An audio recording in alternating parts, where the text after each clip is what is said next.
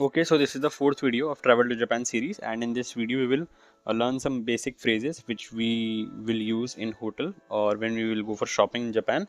So the first phrase which we can use in hotel is, so suppose if you are at the reception and if you want to say that I have reservation under the name of X. Okay, so what will you say in Japanese? You will say your name no yoyaku o shiteimasu. What is yoyaku? Booking. Okay, so name whatever your name is, then no yoyaku o shiteimasu. It's very simple. You just need to remember this. Okay. Next, if you want to say that I want to check in, what will you say? Because check in Japanese is taken from the English word check in. So you will say in Japanese, check in shitai desu. Check in shitai desu. Simple. And now if you want to ask at what time we can check in or what is the check-in time, you can just simply say check-in wa nanji desu ka. Check-in wa nanji desu ka. Okay, it's very simple and there is nothing to explain it in it. Also, there is one more thing that when you book a hotel, so in some hotels they provide you a complimentary breakfast. So if you want to ask for it, what will you say? You will say cho shoku wa fuku marete imasu ka. Cho shoku is breakfast. Fuku marete imasu means is it included? Okay, it's very simple. You just need to remember it. Next, if you want to ask where is my room, you will say watashi no. That means mine. Here is room. Wa doko desu ka. Again, doko desu ka pattern has come. So if you want to ask where is my room, you will just say watashi no heya wa doko desu ka. It's very easy.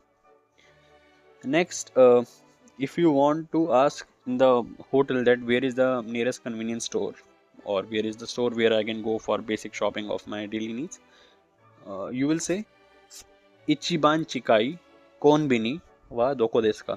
So konbini is convenience store. Ichiban chikai means nearest to me from here. Very simple. Okay. So Japanese seems like it's very difficult language to learn, but believe me, it's a great language and it makes much more sense in sentences and patterns when compared to other languages. Okay, so now if you want to ask what is the checkout time, again checkout is in Japanese taken from the English word checkout. So you will say checku auto no jikan wa nanji desu ka.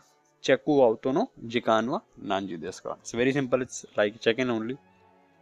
Next, if you want to ask that where is the ATM, okay, where is the ATM near me or where is the ATM near this hotel, you can just ask Ichiban chikai ATM wa doko desu ka.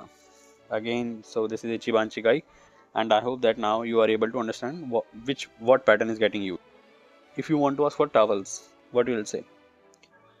Yobun no tauru o kudasai.